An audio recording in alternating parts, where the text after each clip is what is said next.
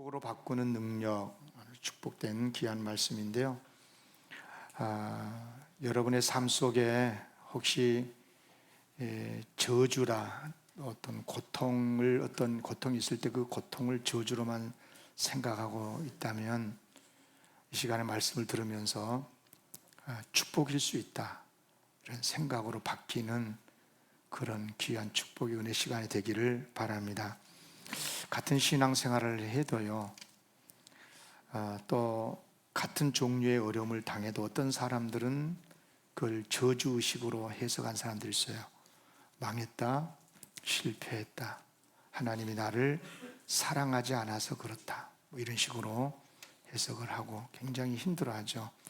그러나 어떤 사람들은 비록 어렵기는 하지만 그러나 여기에는 하나님의 뜻이 있다, 하나님의 인도하심이 있고 이것은 어쩌면 하나님이 더 큰 복을 주시려고 하는 축복의 통로일 수도 있다, 복으로 해석하고 사는 그리스도인들이 있어요. 이 시간에 말씀을 들을 때 나의 신앙이 지금 옳은가 그른가 하는 것을 잘 분별해서 새롭게 다시 한번 믿음으로 일어서는 시간이 되기를 바랍니다. 이사야 53장 5절 말씀 우리가 많이 익히 잘 알죠. 예수님이 십자가의 죽으심에 대한 이사야서의 예언의 말씀인데요, 그가 찔림은 우리의 허물 때문이요, 아멘이죠. 그가 상함은 우리의 죄악 때문이고 그가 징계를 받음으로 우리가 평화를 누리고 또 그가 채찍에 맞음으로 우리는 나음을 받았도다. 그러니까 예수님의 십자가의 고통과 고난은 곧 나의 구원, 나의 평화, 나의 치유, 나의 귀하신 복을 위한 것이었음을 일찍이 이사야 선지자는 그렇게 예언을 했습니다. 오래된 이야기입니다. 여기 우리 저 같이 공부를 한 우리 김은구 선교사님 목사님도 계십니다만은 제가 전에 신대원 다닐 때 친구 학생이었어요. 친구 중에 불치병에 걸리면 암에 걸렸어요. 학생인데, 그런데 이제 몇몇 친구들랑 이제 그 병문안을 갔죠. 기도원에 있었어요. 근데 그 친구가 아마 끝까지 졸업 못하고 세상을 떠났습니다만은 아무튼 갔는데 이제 일을 하고 예배도 드리고 그리고 그날 저녁에 잠깐 이렇게 이제 집회를 참석했었는데 그때 설교하신 목사님이 뭐라고 설교를 했냐면 굉장히 제가 충격을 받아서 지금도 기억하는데, 자기는 예수를 믿는 사람이 아프다는 게 이해가 안 된대요. 그분은 한 번도 안 아팠나 봐봐. 그래서 무슨 말씀이냐, 아니 그러면서 오늘 이 말씀을 인용을 하는 거예요. 마지막 부분에 보면 그가 채찍에 맞음으로 우리는 나음을 받았다. 그런데 예수님의 십자가의 능력을 믿으면서 어떻게 아프냐, 아팠더라도 나아야지, 이제 그런 거죠. 아마 그 자리에 설교를 들었던 성도들 중에는 이 말씀을 듣고 병이 곧 나을 거다 이런 소망이 넘치는 성도들도 있었겠지만, 한편 어떤 성도들은 오히려 이 말씀을 듣고 절망하지 않았겠어요?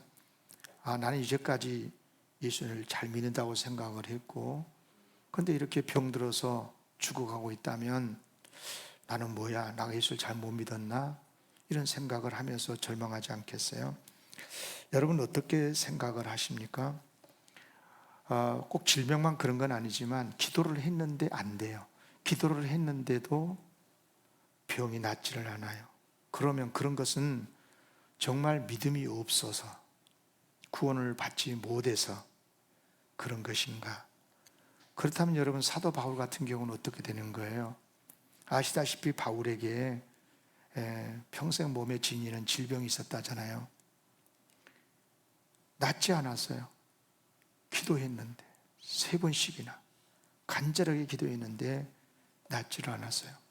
근데 나중에 사도 바울이 이것을 어떻게 해석을 하냐면, 여러 계시를 받은 것이 지극히 크므로 너무 자만하지 않게 하시려고. 바울 자신이 특별한 하나님의 계시 체험이 많았나 봐요. 그렇다 보니까 다른 성도들하고 다른 사도들하고 나는 차원이 다르다, 이런 교만한 생각을 할 수가 있는데, 그런 것 자만하지 않게 하시려고 내 육체에 가시를 줬는데, 그걸 뭐라고 설명했냐면 사탄의 사자라고 그랬어요. 사탄의 역사라는 거죠. 그러면서 어떻게 계속 해석합니까? 2번 반복하죠. 너무 자만하지 않게 하시려고. 그러니까 사도 바울로 하여금 자만하지 않게 하시려고 이런 어려움을 줬다는 거예요. 그래서 병을 낫기를 3번씩이나 기도를 했는데도 주님께서 뭐라고 그러시냐, 야, 내 은혜가 너한테 족하다. 이는 나의 능력이 너에게 약한 데서 온전하여 진다 라고 말씀을 하는 거예요. 여러분요, 예수를 믿으면 병이 낫는다, 반드시 그래야 된다, 만약에 낫지 않으면 믿음 없는 거다, 이렇게 해석하는 사람들이 있어요. 이런 사람을 어떤 사람이라고 말하냐면, 아주 고상하게 말할게요. 따라합시다. 신비주의자들이에요. 신비주의자들. 여러분, 신비한 체험을 마치 믿음이 있어서 체험한 거고, 그러니까 신비 체험을 해야 구원을 받고,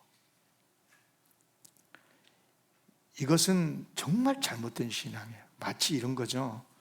율법의 행위를 구원의 조건으로 믿는 율법주의와 똑같아요. 그러니까 율법주의와 신비주의는 사실은 맥락이 같아요. 같은 흐름으로 가고 있는 거거든요. 매우 잘못된 거죠. 여러분, 예수님께서 십자가에 죽으실 때 옆에 같이 강도로서 매달려 죽었던 사람이 있잖아요. 근데 한 사람이 예수님께 네가 오늘 나랑 낙원에 있을 거다, 천국에 있을 거다 라고 그렇게 죄 짓고 십자가에 죽는 그 사람이 마지막 순간에 구원을 약속받잖아요, 예수님에게. 그러면 그 사람이 어떻게 해서 구원을 받는 거예요? 신비한 체험을 했나요? 십자가 위에서? 그런 건 아니잖아요. 예수님은 나를 낙원으로, 천국으로 데리고 가실 수 있는 구원의 주님이라는 신앙 고백을 예수님께서 인정하시고 구원을 약속하신 것 아니겠어요? 여러분, 기억하셔야 됩니다. 사실 신비 체험이 귀한 일이에요. 그러긴 하지만 신비한 체험을 꼭 해야만이 믿음이 좋은 것만은 아니에요. 반대일 수도 있어요. 신비 체험을 않고서도 훨씬 더 믿음이 좋은 사람들이 있어요. 예수님이 이런 말씀을 하셨잖아요. 도마에게 하신 말씀이잖아요. 너는 나를 본 거로 믿느냐? 저 부활의 예수님을 자기가 처음에 나타났을 때 못 봤으니까 나는 못 믿어, 뭐 막 그렇게 그랬잖아요. 너 나 보고 믿냐? 보지 못하고 믿는 자들은 복되다. 여러분요, 그렇습니다. 설령 부활의 예수님 우리가 못 배울 수도 있고 그렇잖아요. 그럼에도 불구하고 부활의 예수님을 믿고 보지 못했어도 더 오히려 복되게 신앙생활을 할 수가 있는 거예요. 여러분, 이 말을 오해하면 안 돼요. 신비 체험이 나쁘다 이렇게 해석하면 안 됩니다. 신비 체험이 귀한 일이고요, 아무나 한 게 아니에요. 좋은 일이고요. 신비 체험하면 오히려 믿음이 더 굳건하게 될 수도 있고, 안 그러겠어요? 불치병이 걸렸는데 주님의 능력으로 병 고침 받고 얼마나 더 그런 믿음이 확실하게 되겠어요? 건강하게 된 것이 다 하나님의 은혜다, 이렇게 신앙을 간증하면서 감사하면서 더욱더 충성하지 않겠어요? 그러나 그렇다고 해서 병이 낫지 않았다고 해서 신비 체험이 없었다고 해서 믿음이 없다 하면 안 된다 그 말이에요. 안 된다. 이건 신비주의거든요. 따라하겠습니다. 신비 체험은 좋지만 신비주의는 안 된다. 딱 머릿속에다가 딱 새겨요, 이것을요. 신비 체험은 귀한 일이지만 신비주의에 빠지면 안 돼요. 안 되는 이유가 크게 2가지가 있어요. 하나는 뭐냐면 예수님의 십자가의 은혜보다도 신비 체험을 더 의지해요. 여러분, 예수님께서 나를 위해서 십자가에 죽으셨다. 그러니까 예수님을 믿으면 구원받는다. 이것은 말씀을 통해서 성령의 감동으로 내 마음속에 믿어짐으로 믿는 거잖아요. 그런데 신비 체험은요, 그게 아니에요. 주관적으로 내가 체험하는 거예요. 기도 중에 환상을 봤다거나, 기도 중에 하나님의 음성을 들었다거나, 그죠? 뭐 기도 중에 3층 천에 올라가서 천국을 체험하고 왔다거나, 죽었는데 다시 깨어났다거나, 뭐 죽었다가 돌아와가지고 지옥은 어떻고 천국은 이렇더라 뭐 이야기한 사람들 있잖아요. 저는 뭐 그거 틀렸다고 생각은 안 해요. 그럴 수 있다고 생각을 해요. 네. 여러분, 그렇다 보니 무슨 말이냐면, 배워서 들어서 그래서 믿음이 생겨서 믿는 믿음보다 내가 봤잖아요. 내가 들었잖아요, 직접. 이런 신비 체험이 있다. 신비 체험은 강렬하거든요. 누가 뭐래도 내가 봤는데, 내가 들었는데 이렇게 말하면 할 말이 없는 거예요. 그러니까 그만큼 확신을 주는 거거든요. 그러니까 신비 체험이 굉장히 강렬합니다. 예. 그렇다 보니까 신비 체험을 많이 하다 보면 말씀 속에서 배워서 들어서 믿게 된 주님의 십자가 은혜보다도 자기가 체험하는 그 신비 체험이 모든 신앙의 기준이 되는 거예요. 그래서 굉장히 위험에 빠져요.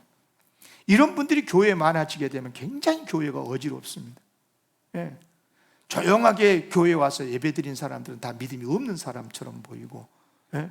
기도해서 환상도 좀 보고, 신비한 하늘의 음성도 좀 듣고, 그래야 이게 믿음이 있는 거지. 냉랭하게 이게 신앙생활 한 건지 만 건지, 교회 왔다 갔다 그러니까 뭐 믿음도 없는 것처럼 보이고, 예? 방언도 못하고. 그러다 보니까 두 번째 위험이 뭐냐면, 신비 체험을 하지 못한 성도는 믿음이 없는 것으로 치부를 해버려요.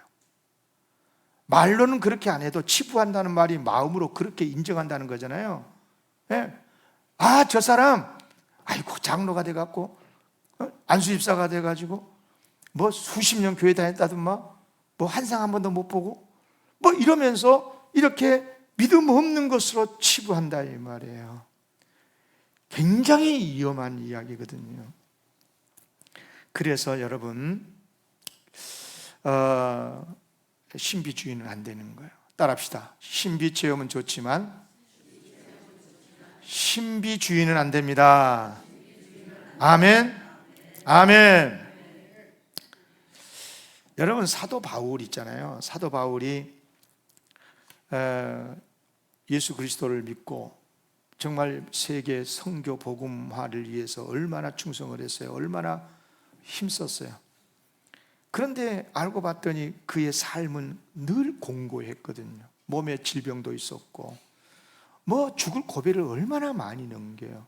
오히려 여러분, 예수 잘 믿고 그런 주님의 나라 복음 위에서 살면 길이 착착착 열리고, 병도 나아지고, 하나님은 살아계십니다 그러면서 막 설교하다가, 자 보세요, 고개를 드세요, 한상 보세요, 막 이렇게 좀 하고, 그래야 좀 이렇게 여러분들이 저를 잘 훌륭한 목사라고 보고 그러지 않겠어요? 아니, 사도 바울이 그랬는데 그냥 설교하다가 그냥 간질이 와가지고 뻥 넘어진다거나 눈이 침침해갖고 이렇게 쳐다본다거나 그러면, 아이고 이제 그만두시지, 그러지 않겠어요? 그러면 그런 바울은 그러면 믿음이 없는 거예요? 믿음이 없어서 그런 겁니까? 그렇지 않아요. 앞에 말씀을 드렸던 것처럼 하나님께서 복으로 자만하지 말라고 질병을 그대로 허락해 주시는 줄로 믿습니다. 그런데 성경에 보면 이렇게 신비주의식의 성경을 해석하고 그랬다가 하나님께 무서운 책망을 받은 사람들이 있었어요. 누구냐면 욥의 세 친구들인데요. 욥이 아시다시피 자녀들 다 잃고 재산 다 잃고 무서운 질병으로 정말 죽을 고생을 하고 있는데 친구들이 와가지고 이러한답시고 뭐라고 그러냐면, 야, 너 회개해야 돼. 죄를 지어서 그런 거야. 예? 욥기 22장 4절 5절을 보면 그러거든요. 그들이 욥한테 그런 거예요. 야, 하나님이 너를 책망하시며 너를 신문하심이 이렇게 네가 고통당하는 게, 야, 네 경건함 때문이냐? 너의 악이 크지 아니하냐? 내 죄악이 끝이 없구나. 회개해야지 왜 자꾸만 이렇게 시비를 걸어 하나님 앞에, 막 이런 거죠. 그러나 여러분, 하나님께서는 욥과 욥의 세 친구들 중에 누구 편을 들었어요? 누가 옳다고 그랬어요? 욥기 42장 7절 보면 여호와께서 욥에게 이 말씀을 하신 다음에 여호와께서 그 친구 중에 대만 사람 엘리바스에게 뭐라고 말하십니까? 내가 너와 내 두 친구에게 노하나니 화를 낸다 내가 너희들한테. 그러면서 뭐라 하시냐면, 이는 너희가 나를 가리켜 말한 것이 내 종 욥의 말 같이 옳지 못한데. 여러분, 참 그런데도 사람들은, 특히 예수 믿는 우리 그리스도인들 중에는 왜 예수를 믿으면 형통해야 되고 예수를 믿으면 모든 병이 치유돼야 되고, 왜 그럴까? 왜 그런 생각을 할까? 성경을 잘못 오해해서 그래요. 이사야 35장 5절을 다시 한번 봐보세요. 그가 채찍에 맞음으로 우리는 나음을 받았도다 그러잖아요. 여기서 나음이 뭐예요? 병이 났다는 거예요? 꼭 그런 의미는 아니거든요. 원래 여기서 의미는 병이 아니라 죄와 사망에서 낫게 되는 것을 말하는데요. 어쨌거나 여러분, 예수님의 십자가의 은혜로 우리 예수님이 우리를 사랑하시고 하나님 사랑하시는데, 우리가 기도하면 질병도 낫게 해주실 수 있어요. 아니, 하나님이 못 하시겠습니까, 그것을? 그래요. 그래서 실질적으로 불치병이라도 치유받아서 예수님을, 하나님을 더 잘 믿는 성도들도 많이 있습니다. 그러나 많은 경우에는 그렇지 않아요. 기도를 하고 금식을 하고 철학 기도를 했는데도, 기도원 가가지고 그렇게 하나님 앞에 통성 기도를 하면서 목 놓아 울면서 병 고쳐달라고 했는데도 고침받지 못하고 천국 간 사람이 많아요. 왜 그럴까요? 이유가 뭘까요? 이 시간에 여러분, 죄와 사망으로부터 우리를 해방시켜 주셨다. 예수를 믿음으로 말미암아 이 질병으로부터 나음을 얻게 하셨다는 이 말씀을 여러분 잘 이해하셔야 됩니다. 아무튼 그렇습니다. 솔직히 말해서 안 고쳐주심으로 해가지고 오히려 겸손하게 더 하나님만을 더 의지하고 고통 속에서 구원의 자리를 끝까지 지키는 경우도 실제로 많거든요.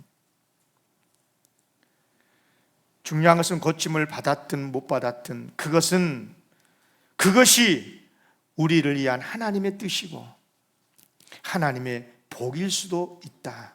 그러므로 무조건 예수 믿으면 모든 병이 낫고 다 형통하게 된다, 이렇게 믿으면 절대 안 되는 것입니다.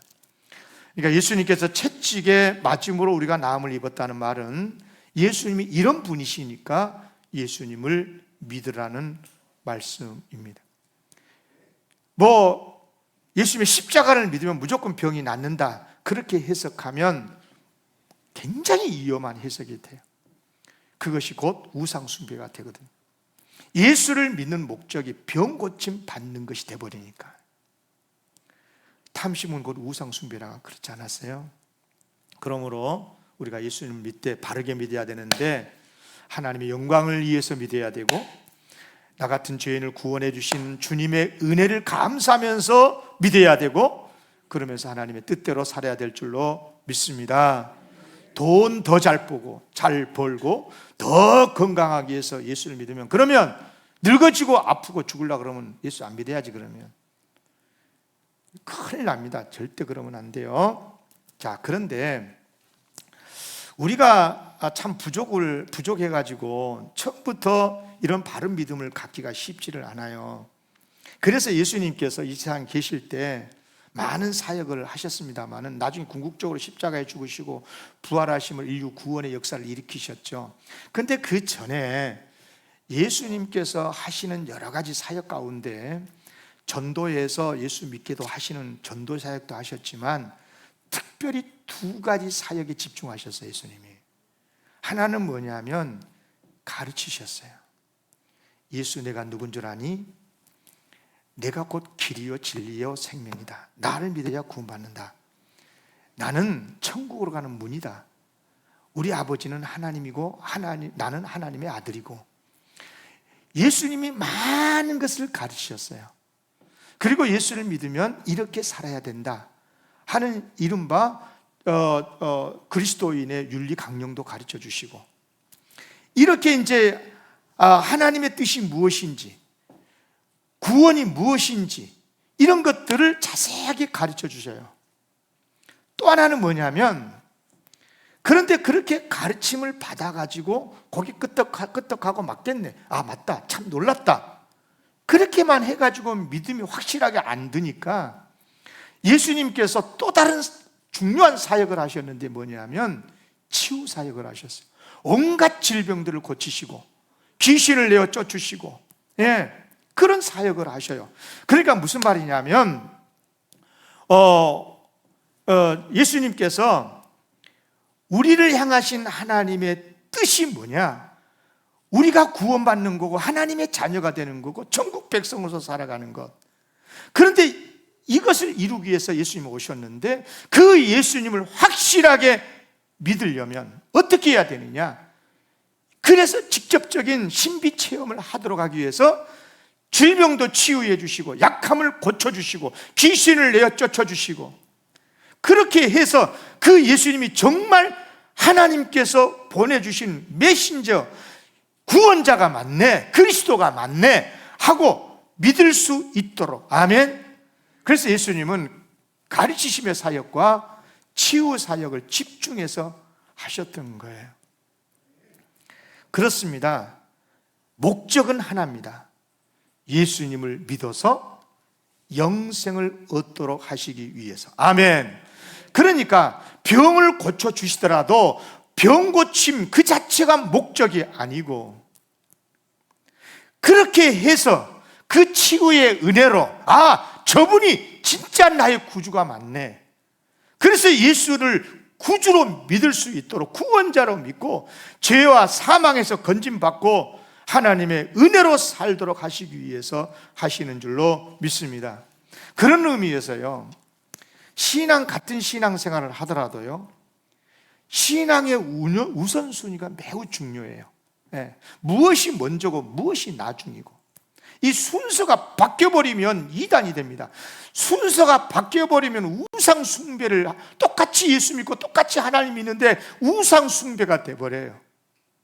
우선순위가 바르게 돼야 돼요. 우선순위가 무엇이냐에 따라서 바른 신앙인이 되기도 하고 우상 숭배의 신앙인이 되기도 해요. 쉽게 말하면 신앙의 목적이 뭐예요? 예수를 믿습니까? 그러면 나 같은 죄인을 구원해 주시는 하나님의 은혜를 알고, 나를 구원해 주시는 것이 하나님의 목적임을 알고 하나님의 영광을 위해서 예수를 믿는다고 해야 돼요. 아멘. 병 고침 받고 형통하게 되고 잘 살기 위해서 그렇게 되면 안 되는 거예요. 우리 믿는 사람도 건강해야 돼요. 믿는 사람도 물질을 구할 수 있어요. 병이 들었을 때 병 고침을 구할 수도 있어요. 그러면 그 목적이 뭐여야 됩니까? 그 자체가 건강, 물질, 형통, 이것이 목적이 돼가지고 그래야 내가 행복하게 사니까 그렇게 하고 기도하면 안 돼요. 그렇게 해서 응답되더라도 그것은 복이 아니에요. 우상숭배예요. 매우 중요한 이야기예요. 매우 중요한 이야기. 하나님, 정말 하나님을 위해서 헌신하고 싶습니다. 하나님의 기쁨으로 살고 싶습니다. 그러니까 내가 좀 건강했으면 좋겠습니다. 물질 때문에 방해받고 이렇게 되면 하나님의 일을 하고 싶어도 못합니다. 그런 목적으로 치유를 구하고 건강을 구하고 물질의 풍성함을 구한다면 그건 바른 신앙인 거예요. 아멘. 그러나 신앙의 목적이 물질에 있거나 치유에 있거나 이 땅의 형통에 있다면 그것은 곧 우상숭배입니다. 오늘 여러분 헌금했잖아요. 아까요. 왜 헌금을 했어요? 하나님께 복받아서 잘 살라고. 그러면 그 우상숭배, 그 하나님이라고 하는 우상한테 헌금 바친 거예요. 그렇게 되면 안 돼요. 우상숭배가 뭐냐면요, 신의 마음을 달래가지고 복을 받아내는 거야. 신의 마음을 구슬러서 복을 받아내는 것이 우상숭배거든요. 여러분 신청전 아시죠? 뱃사람들이 왜 용왕에게 처녀를 바쳐요? 용왕이여 영광을 받으세요. 영광 돌리는 겁니까? 아니요. 용왕의 마음을 달래가지고 안전하게 항해를 하도록 하기 위해서. 그러니까 심청전에서 뱃사람들이 용왕에게 처녀를 바친 건 우상숭배인 거예요. 그런 의미에서 오늘 본문 말씀은 매우 중요해요. 무슨 말이냐면 오늘 본문 말씀을 어떻게 해석하느냐에 따라서 예수님을 바르게 믿고 바르게 신앙생활을 할 수도 있고, 오늘 본문 말씀을 아까 제가 서론에 말씀한 것처럼 이상하게 설교를 해놓으면, 이상하게 해석하면 우상숭배 믿음이 될 수도 있어요. 오늘 본문 말씀은 이런 거잖아요. 앞에 오늘 8장 내용이죠. 오늘 본문 말씀 8장이잖아요. 그런데 아까 말씀드린 것처럼 예수님은 사역을 하실 때 말씀 사역을 많이 하셨어요. 가르치셨어요. 앞에 마태복음 5장, 6장, 7장 산 위에서 제자들에게 말씀을 가르치신 내용 아니에요? 팔복을 비롯해서 주옥 같은 얼마나 귀한 말씀을 가르치셨어요. 그러니까 그 말씀을 듣고 사람들이 깜짝 놀랐죠. 논란이 이는 그 가르치는 것이 권위 있는 자와 같고, 그들의 서기관들과 같지 않은. 말씀이 너무너무 좋은 거야. 깜짝 놀랐어요. 아멘 아멘 했겠지요. 그런데 예수님께서 그렇게 말씀으로만 가르치는 거로 끝난 게 아니고, 그 다음에 오늘 8장에 딱 와가지고는 여러 가지 질병을 고쳤어요. 가장 먼저 당대 불치병이었던 한센병, 나병을 고쳐주시죠. 백부장의 중풍병으로 고생한 백부장의 하인, 로마 군인의 하인을 고쳐주시는데요, 이때는 아예 그 현장에서 안수해서 고쳐준 것도 아니고 멀리 떨어지는 말씀 한마디로 그냥 딱 고쳐주셨어요. 얼마나 능력 있어요. 그리고 열병으로 앓아누운 베드로의 장모도 고쳐주셨어요. 그러자 사람들이 놀래가지고, 야, 예수 누구야 이분?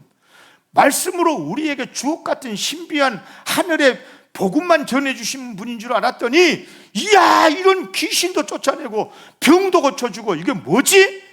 그래가지고 사람들이 온갖 병든 사람들, 귀신 들린 사람들을 몽땅 데리고 왔어요. 근데 예수님이 다 고쳐주세요. 하나도 고침받지 못한 사람이 없어요. 16절에 보면 그러잖아요. 저물매 사람들이 귀신 들린 자를 많이 데리고 예수께 오거늘 예수께서 말씀으로 귀신들을 쫓아내시고 병든 자들을 다 고치시니. 아멘. 그런데 주목할 것은 뭐냐? 이 말씀 속에서 중요한 것은 고쳐주시는 이유야. 귀신을 내어 쫓고 온갖 질병을 고쳐주시는 이유, 본문 17절 다 같이 성경은 여러분 성경에서 찾아서 읽어야 됩니다. 17절 같이 읽겠습니다. 시작. 이는 선지자 이사야를 통하여 하신 말씀에 우리의 연약한 것을 친히 담당하시고 병을 짊어지셨도다 함을 이루려 하심이니라. 아멘. 이렇게 온갖 병들을 고쳐주시는 목적, 이유, 그 이유가 두 가지인데, 하나는 뭐냐?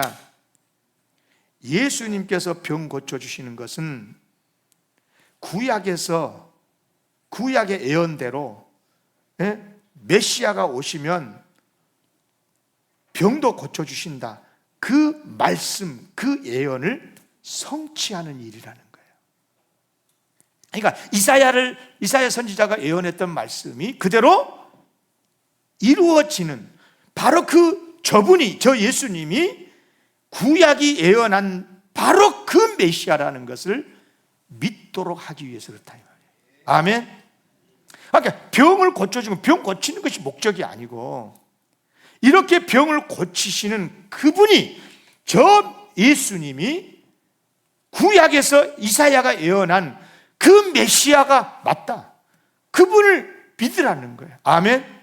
그래서 예수님이 고쳐주셨다는 거죠. 또 하나는 뭐냐면, 예수님이 과연 성경의 예언대로 그것을 성취하기 위해서 내가 메시아인 것을 사람들에게 알려주고 믿도록 하기 위해서 그들의 병을 짊어지셨다, 고쳐주셨다라고 말씀하고 있는 겁니다. 여러분, 많이 들어보신 이야기일 거예요. 예수님의 십자가를 설명을 할 때 우리의 죄를 짊어지셨다, 믿습니까? 그렇죠. 우리의 죄를 다 짊어지고 십자가의 대속의 죽음을 죽었다고 우리가 믿잖아요. 아멘. 그렇죠. 그런데 예수님이 우리의 병을 짊어지셨다, 이게 무슨 뜻이에요? 여러분, 예수님께서는 우리를 병에서 구해 주셨다는 액면 그대로 그런 뜻인데, 문제는, 중요한 건 뭐냐면, 그러면 예수님께서 우리를 질병에서 구해 주시는 이유, 그것이 뭐냐 그 말입니다. 한마디로 말하면 병을 고쳐주는 그 행위를 통해서 예수님이 진짜 메시아라는 것을 가장 확실하게 믿도록 하기 위해서. 아멘. 사람은 아까도 말씀드렸듯이 체험적 존재이기 때문에 그런 체험을 했을 때, 야, 정말 저분이 예수님 맞네, 예수님은 살아계시네, 우리의 질병도 치유하시는 구세주가 맞네, 이렇게 확실하게 믿도록 하기 위해서.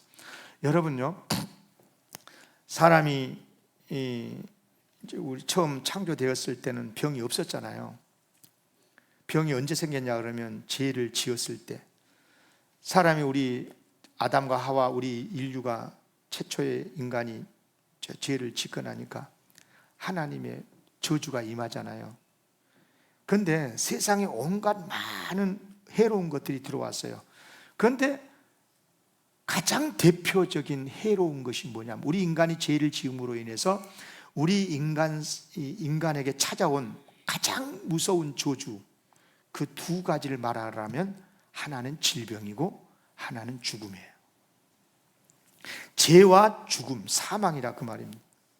그런데 예수님께서 세상에 오셔서 우리의 모든 죄를 짊어지시고 죽으셨잖아요. 대속의 죽음을 죽으셨잖아요. 그러면 그 예수님을 믿으면 죄 용서받고 구원을 받았다, 그 말은 무슨 말이에요?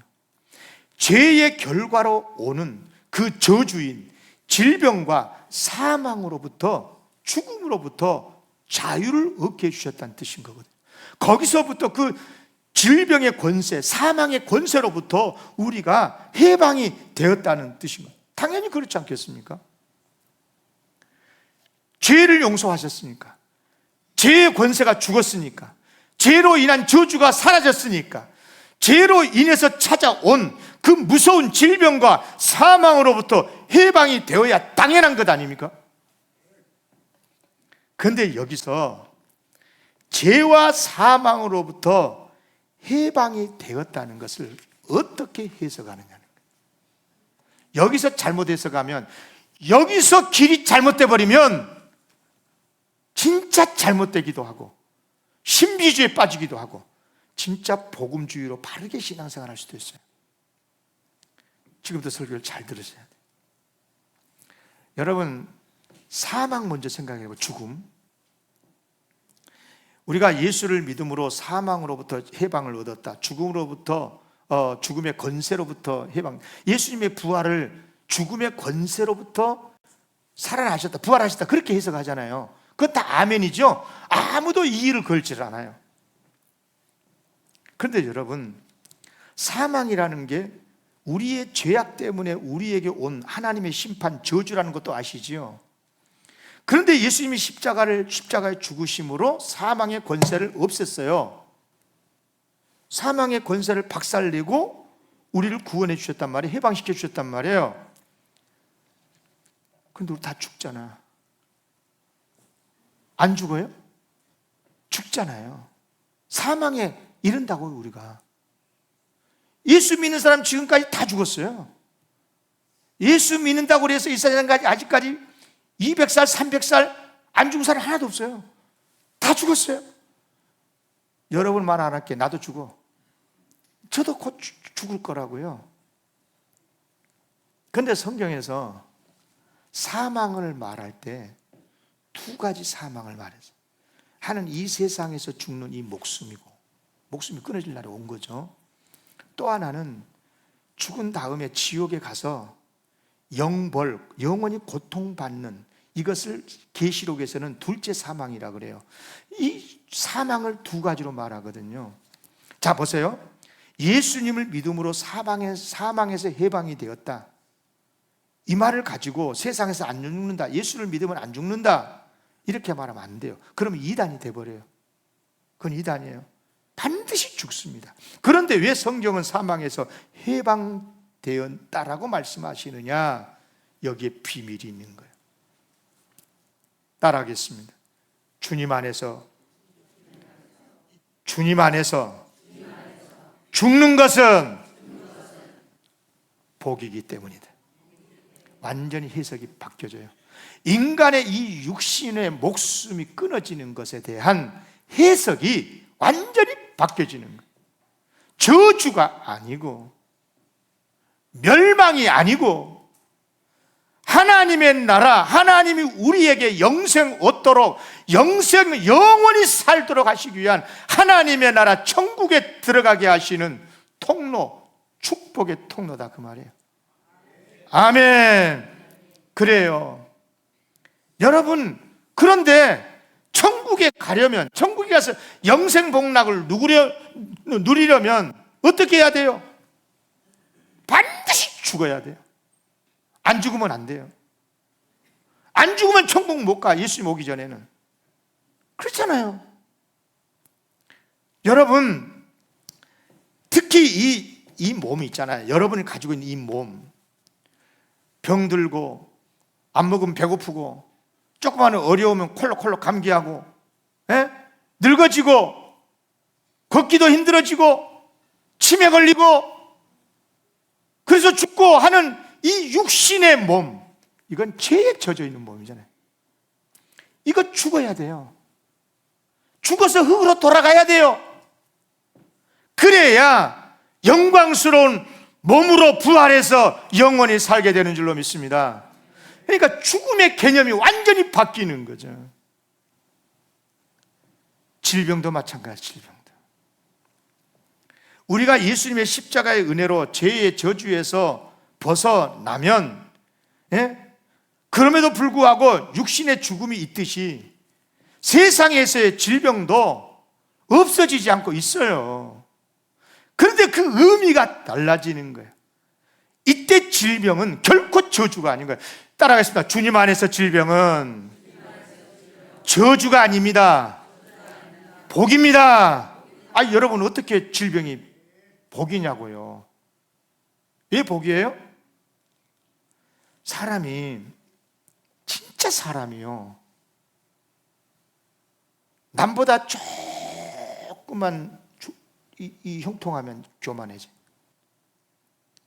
사람이 가장 겸손해질 수 있는, 인간의 한계를 깨닫게 되는 가장 결정적인 것이 뭐냐면 병입니다. 병. 잘 살고 못 사는 것은 조금 그럴 수 있어요. 그런데 내 몸에 딱 불치병이 딱 들어봐. 그 순간 아무리 부자라도 갈 수밖에 없어요.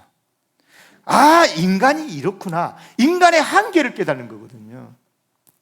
그러면서 하나님을 의지하게 되고 예수 그리스도 앞에 무릎 꿇게 되고, 그러면서 이웃에 대한 선한 마음도 품게 되고 이 세상을 축복하는 사람이 되게 되는 줄로 믿습니다. 그런 의미에서 그리스도 예수 안에서 질병이라고 하는 것은 물론 사랑하셔서 필요하신 병도 고쳐주실 수 있지만, 충분히 고쳐줄 수 있는 능력이 예수님에게 있지만, 안 고쳐주고 그대로 병을 두시는 이유가 있다면 그것은 복입니다. 왜냐? 너를 알렸다. 바울도 병 낫기 위해서 3번 기도했는데 안 고쳐줬다잖아요. 내 은혜가 너한테 족하다고 그랬다잖아요. 그런데 실질적으로 바울은 그걸 어떻게 해석했느냐? 나로 자만하지 않게 하시려고, 자만하지 않게 하시려고. 이런 질병을 그대로 내 몸에 주시는구나. 그렇다면 이것은 저주가 아니고 복이다. 아멘. 그런 의미에서 오늘 말씀 17절 말씀, 본문 말씀은 예수님께서 우리를 구원하시기 위해서 십자가에 죽으셨다는 게 바로 우리를 죄악의 저주인 그 저주로 온 병에서 해방시켜 주셨다, 이렇게 믿어야 될 줄로 믿습니다. 그래서 로마서 8장 1절에서 2절 우리 다 같이 선포하는 마음으로 같이 한 목소리로 읽겠습니다. 시작. 그러므로 이제 그리스도 예수 안에 있는 자에게는 결코 정죄함이 없나니, 이는 그리스도 예수 안에 있는 생명의 성령의 법이 죄와 사망의 법에서 너를 해방하였음이니라. 아멘. 우리는 더 이상 그리스도 예수 안에서 죄와 사망의 법 아래서 사는 사람들이 아니에요. 같은 현상, 같은 질병이고 같은 죽음이라도 우리는 생명의 성령의 법 안에서 그것을 해석할 수 있고, 그래서 복으로 살게 되는 줄로 믿습니다. 따라하겠습니다. 예수님 안에서 죽음은 저주가 아닙니다. 복입니다. 아멘. 또 따라합시다. 예수님 안에서 질병은 저주가 아닙니다. 복입니다. 믿으십시오. 제가 이렇게 오늘 설교를 합니다마는 조금 죄송한 마음은, 복음에 대해서 예수 그리스도의 병을 치유하시고 죽음에 대해서 우리는 해방되었다, 이런 말씀에 대해서 좀 오해를 하지 않도록 하기 위해서 기도해도 병 낫지 않을 수 있다, 이런 이제 말을 강조하고 있는 것 같은데 여러분 오해하지 않았으면 좋겠습니다. 기도하면, 정말 예수님의 이름으로 기도하면 많은 경우에 병 고쳐주십니다. 아멘. 많은 경우에 어려움도 해결해 주시는 우리 사랑의 하나님이 맞아요. 그러나 그럼에도 불구하고 그것이 나에게 질병이 됐든 실패가 됐든 주님 안에서 절대 그건 저주가 아니다, 이렇게 믿고 주님 안에서 더 겸손하게 주님을 의지하고 믿음으로 살아가시기를 바랍니다. 그럴 때 주님 안에서 승리하며 살게 될 줄로 믿습니다. 기도합니다. 하나님 아버지, 오늘 또 우리에게 귀한 복음의 말씀을 들려주셔서